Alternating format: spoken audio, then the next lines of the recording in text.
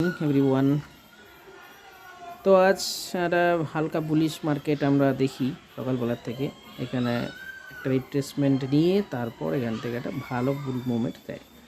But আমি এই লেভেলটাতে একটা হেজ পজিশন ক্রিয়েট করি অ্যান্ড আমার টার্গেট ছিল আজ এই অবধি, বাট সেই টার্গেট অ্যাচিভ হয়নি। এইখানটায় যখন মার্কেট আসে তখন আমরা 1600-1700 টাকার মতো 1800 টাকা হাই আমি দেখেছি, বাট আমার টার্গেট এই পর্যন্ত ছিল, সুতরাং আমি বুক করিনি অ্যান্ড পজিশন হোল্ড থেকে যায়। এখান থেকে আবার একটা রিট্রেসমেন্ট নিয়ে আবার যাওয়ার চেষ্টায় মার্কেট আছে। তো প্রশ্ন হচ্ছে যে এখানটায় আমরা কেন হোল্ড করলাম। তো মার্কেট বেসিক্যালি রিট্রেসমেন্ট নেওয়ার পর এখান থেকে কিন্তু যাওয়ার চেষ্টা করছে, এই জন্যই পজিশন হোল্ড আছে and this is the position today.